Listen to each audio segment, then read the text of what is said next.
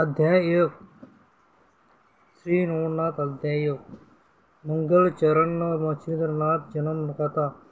गणेशाय नमः। ओम धूम्रते नमः। ओम पांडुरंगाय नमः। ओम कुलदेवताय नमः। ओम श्री माता पिता नमो नमः। कलियुग सुरू झाल्यावर श्री विष्णूने नवराण्यांना दूरवारेकडे बोलण्यासाठी आपल्या दूतांना पाठवले। त्या प्रसंगी विष्णूने स्वतःच्या सिंहासनावर बसवले होते। त्यानंतर निरोप पाठविण्याप्रमाणे नवराण्यांना हे आहेत, हे नारायण म्हणजे एक कवी, हरी, अंतरिक्ष बधुंद पित्पळल्यान आविर्होर्ट दुःखमी चमस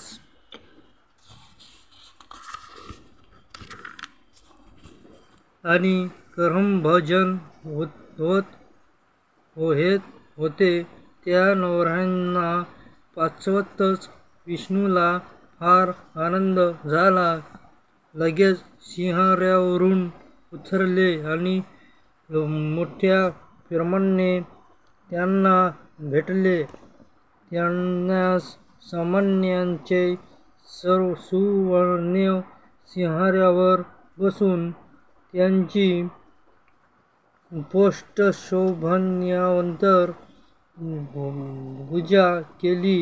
तो मग सामान्य पाहून नवराण्यांनी विचारले, आमचे कशासाठी तिथे बोलवले? त्यांचा प्रश्न ऐकून विष्णूने म्हणाले, तुम्हाला येथे बोलवण्याचे कारण असे की आपल्या सर्वांना आता कलियुगात अवतार घ्यायचे आहेत। ज्याप्रमाणे राजहंस एका जोडी समुद्राच्या पाण्यात जातात आणि त्याप्रमाणे आपण सर्व एकदम अवतार घेऊन भूलोकात प्रकट होऊन श्री लक्ष्मी विष्णूंची एक कल्पना ऐकून ते म्हणाले, जाण्याद्वारेंत आपण तुम्हाला अवतार घ्यायचा असा पण तो कोणत्या नवराण्याने आणि कुठे घ्यायचा ते सांगा। वर द्वारकाधीशाने सांगितले, मी सर्वांशी अवतार घेऊन प्रसादान संस्थापन करा व दीक्षा देऊन उपदेश करीत राहा। यावर तुम्ही एकाजित असे म्हणतात की आपल्या फक्त अवतार घ्यायला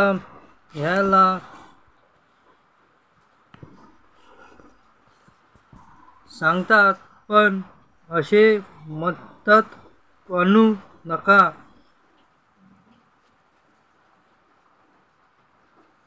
तुमच्या बरोबर मृत्यूकाळात जन्म घेणारे पुन्हा जण आहेत। त्यापेक्षा वाल्मिकी हा तुळशीदास होईल। शुक्रमुनी हा कपिल, व्यासमुनी हा जयदेव होईल। तर कसा एखादी सर्वात आवडता तो आढाव तो नामदेवांचा अवतार येईल. जांबुनाथ हा नरहरी यांना नावांचे मृत्यूलोकी प्रसिद्धीसह होईल, तर माझा भाऊ बालराम हा पंढरीक अनेक बनेल. एवढेच नव्हे तर मी सुद्धा तुमच्याबरोबर नामदेव या नावाने अवतार घेऊन यावर येणार आहे. तसेच कौशल्यम संधिवती शंकर हा निवृत्ती वधून ब्रह्मदेव सोपात या नामाने अवतार घेईल. अयोग्यमय मुक्ताबाई आणि हनुमान रामदास होईल.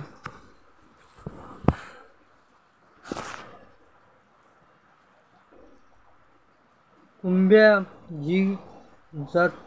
जानीदासी या नावाने प्रसिद्ध होईल. एवढे झाले की मग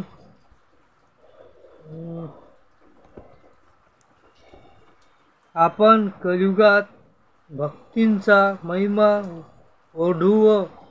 मग अवतार कोणत्या ठिकाणी व कसा घ्यायचा ते सविस्तर सांगण्यासाठी नवनाथांनी विनंती केली.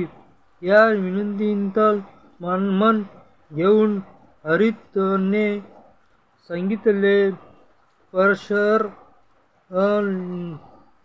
ऋषींचा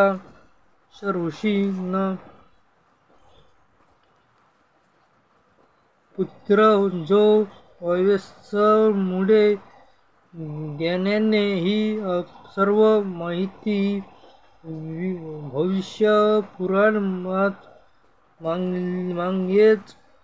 मागेच लिहून ठेवली आहे, ती आता नीट ऐका. पूर्वी ब्रह्मदेवांच्या युगापासून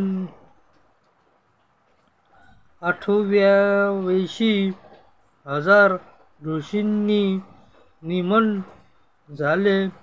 त्यावेळी त्या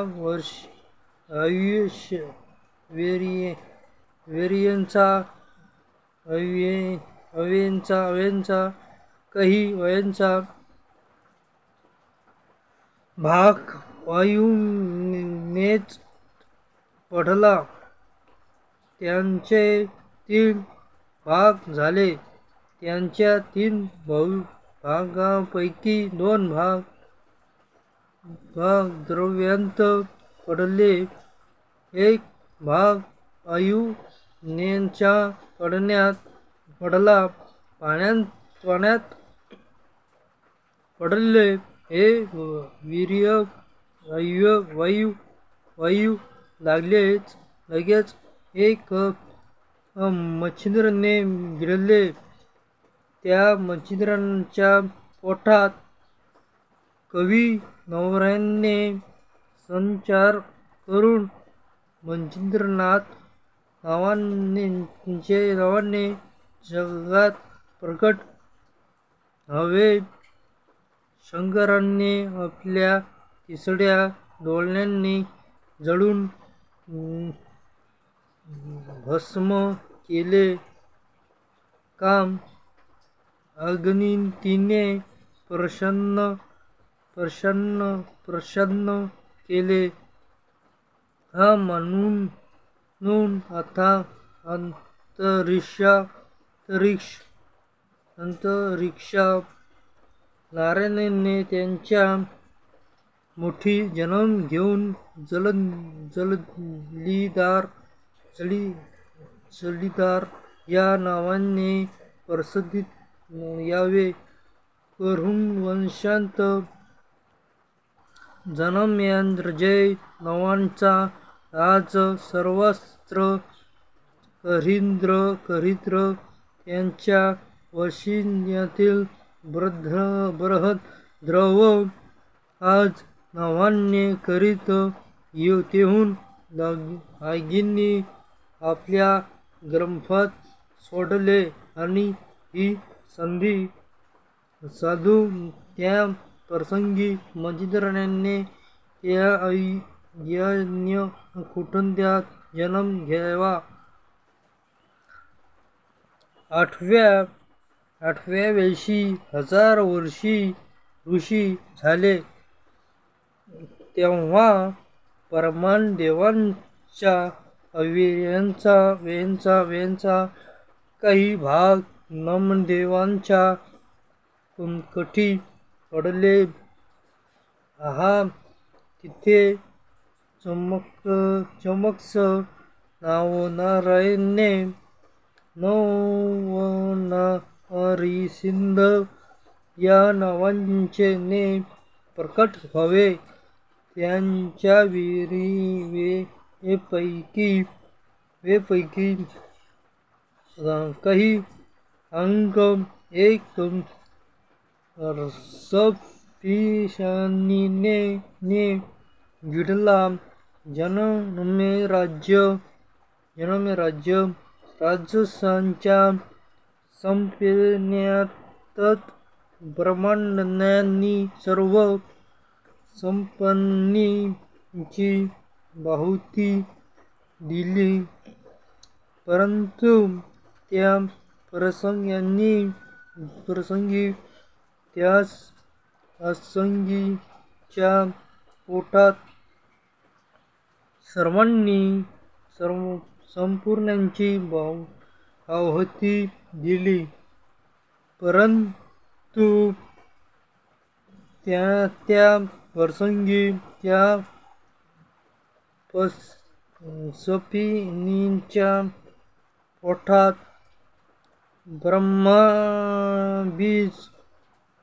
ब्रह्मबीज आहेत हे जाणून तिला असितक ऋषीने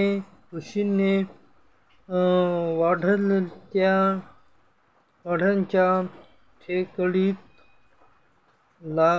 लपवून ठेवले. 9 महिने सर्व झाल्यावर ती अंडे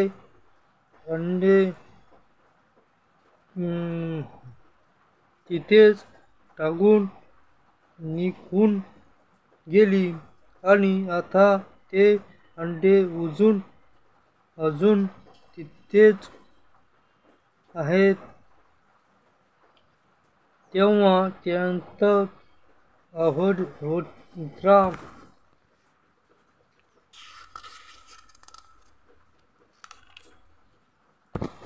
नवरायांनी संचार करून पाठसिद्ध्या नवनाथाचा या नावाने प्रसिद्ध व्हावे.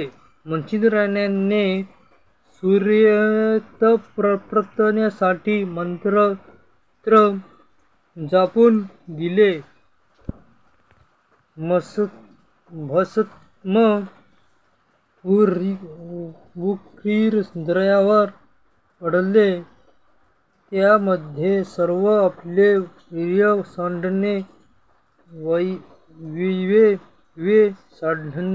सांडले अर्थात ते वकिर्यादरम्यान असणारा त्या नारायणाने कोडक्ष नावाने प्रकट व्हावे. अक्षरांच्या घरी त्यांची कन्या प्रवती हिला लग्नासंभाराच्या वेळी पाहून ब्रह्मदेवांना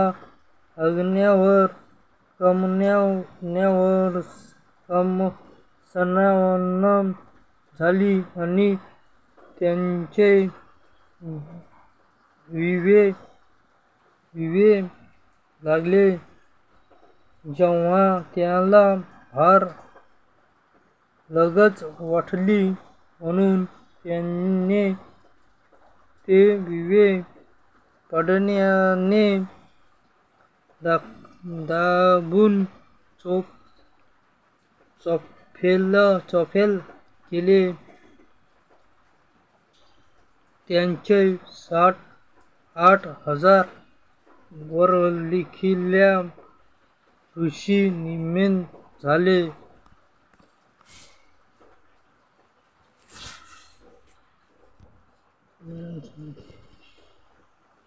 दुसरे आंधेकेरो बरोबर भागीरथी नदीमध्ये पडले व वाहत कशीपुष पडतात लागलेले ते अजूनही तिथे आहेत. जेव्हा पिपळल्याने नारायणाने तिथे प्रवेश करून चफडीनाथ नावाने प्रसिद्धच याने भर्तृहरी नावाने आपल्या भिषण्यापत्र पोषलिका ऋषीने अज्ञानात एवढे होते त्यात सूर्याचे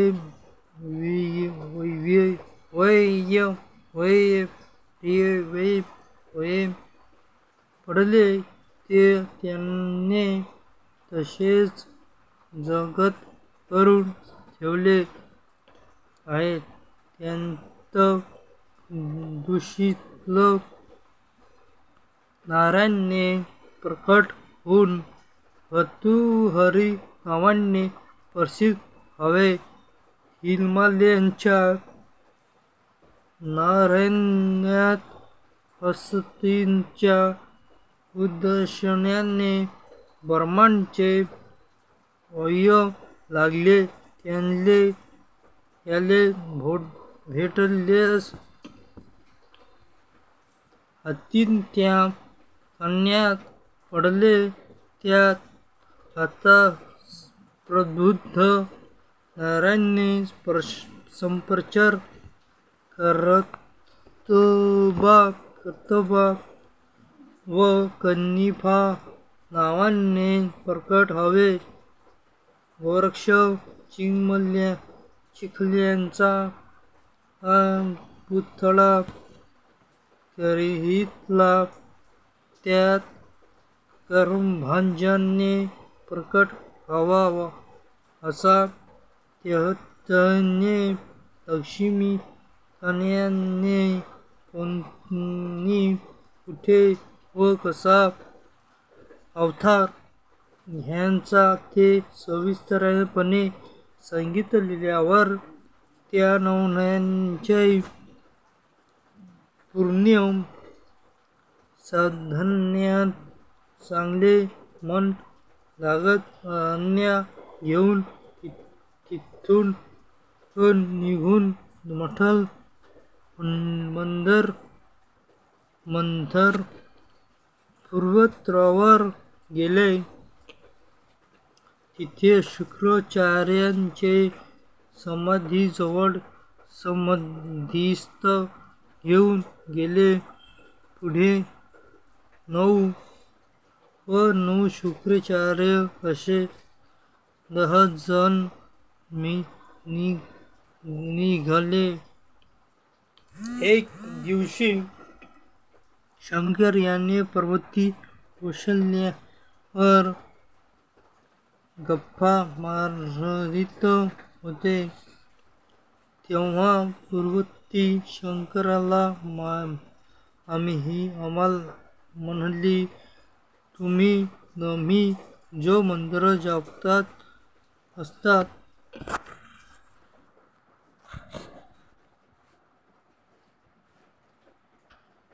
त्यांचा मला अनुग्रह आहे.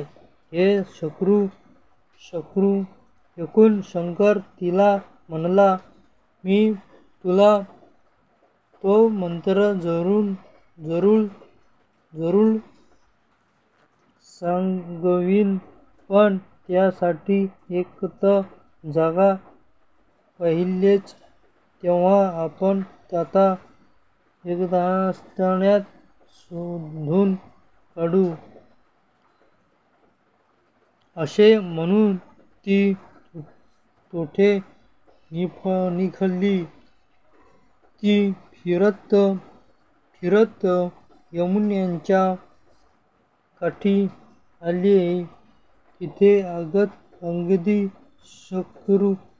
शुकशुकाट होता. माणसांची वस्ती नव्हती.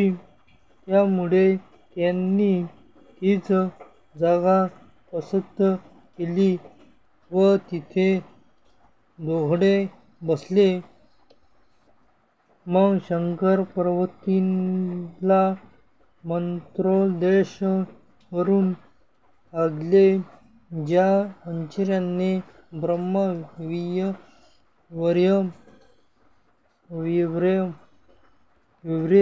मिळून यमुनेत प्रवेश केला होता, ती गर्भवती ती मच्छली तिथे जवळ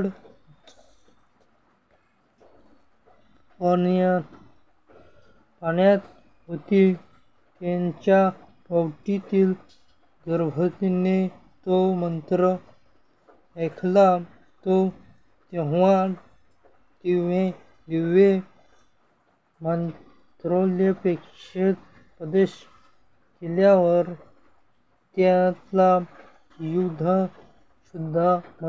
ज्ञानप्राप्ती झाली व द्वैतभाव नष्ट होऊन तो ब्रह्मरूप झाला. उभेद सांगितल्यावर शंकराने उपदेशाचे सार पार्वतीला विचारले. इतरांत मच्छिंद्र गर्भवती म्हणाला, सर्व ब्रह्मरूप आहेत.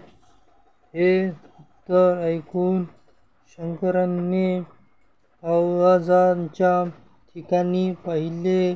तेव्हा त्याला मच्छिंद्राच्या पोटी कशी नारायणाने संचार केल्याचे समजले. मग शंकराने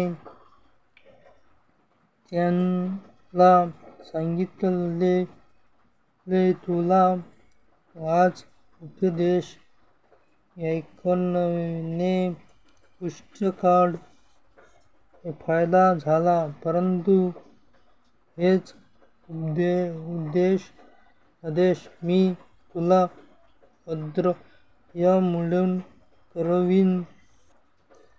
त्यासाठी तू पुढे ब्रह्मकक्ष तिथे मी तुला आदेश देईल. असे सांगून पार्वतीसह शंकर कैलासाला गेले. मच्छिंद्राने इतके मच्छिंद्राच्या अंतरात तो मंत्र जपू लागला. दिवस भरल्यानंतर त्या मच्छिंद्राने अंडे नदीच्या काठावर टाकले आणि ती पाण्यात निघून गेली. पुढे मोठ्या दिवसांनी बरेच बरंगले. असे ठरल्याला माणूस यमुनेकडे आले. त्यांनी ते अंडे पाहिले, पण लगेच आपल्या तीक्ष्ण चोळणीने फेडले. त्यात एक बाळक होते. अंडे फोडण्याच ते बाळ जोरजोरात रडू लागले होते.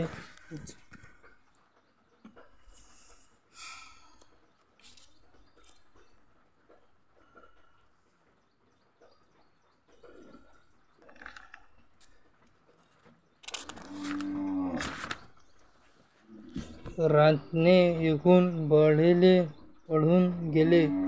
काही दिवसांनी फडलीने अंडे माणिक नावाचे एकुलत्याने पाहिले. सूर्य सारखे तेजस्वी बाळ पाहून त्याला हळहळ आला. कोणी तरी आवाज या बाळकाला मारील असे त्यांचा म्हणतात आहेत. त्यातल्या इतक्यात आकाशवाणी झाली. त्या संत कवी नारायणाचा अवतार आहेत. ह्या बाळकाला तू तुझ्या खाली घेऊन जाय. त्याचे नीट पालनपोषण कर आणि त्याचे नाव मच्छिंद्रनाथ ठेव. मनात कोणतीही शंका आणू नकोस. ते ऐकून कोल्ह्याला खूप आनंद झाला व त्याने मोठ्या आनंदाने त्याला खाली नेले. आपल्या सरदारात नामक पत्नीजवळ दिले आणि तो तिला म्हणाला, ईश्वराने आपल्याला एक मुलगा दिला आहे. त्याचे नीट पालनपोषण कर. मी मुलासाठी आसुरलेली होती. हे ऐकून तिलाही खूप आनंद झाला. मग तिने तिला मोठ्या प्रमाणे जवळ घेऊन तो तिला पुन्हा फुटला. मग मुलाला बाजूने मखून घडून पाण्यात निझाले. कधीच त्या दोघांना मुला कोणतीच शक्यता नव्हती. त्यात असा अचानकपणे तेजस्वी पुत्र होती. लावण्याने त्यांचा आनंद गमतच मनोन्मेष झाला. मच्छिंद्रनाथ 5 वर्षांचे झाल्यावर एक दिवस त्याबरोबर घेऊन त्याचा बाबा मासे मारण्यासाठी यमुना नदीवर गेले. तिथे त्याने मासे पकडण्यासाठी जाळे आखले. पुष्कळ मासे जाळ्यात आल्यावर ते मच्छिंद्रनाथाजवळ ठेवून तो पुन्हा जाळे पसरून बसला. हे पाहून पिता आपल्या मुकुंदाचा नाश करण्याला निघाले आहेत असे मच्छिंद्रनाथाने मनात आले. आपण तिथे आता हे शांतता बघून पाहणे योग्य नाही असे मच्छिंद्राला वाटले. आस्तिक ऋषीने ज्याप्रमाणे आपल्या कुटुंबियांची रक्षा केली तसेच आपणही करावं म्हणून तो एक एक मांस पुन्हा पाण्यात टाकू लागला. आपण एखादी नक्षत्राने पडलेले मांस हा मुख्य मुलाला पाण्यात सोडतो. हे पाहून त्याच्या बाबाला फारच राग आला. तो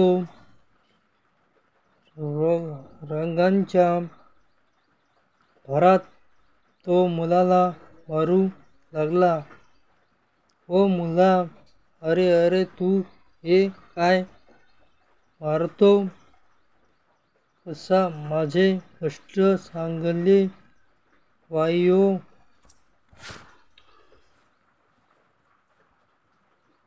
वायाच गेले.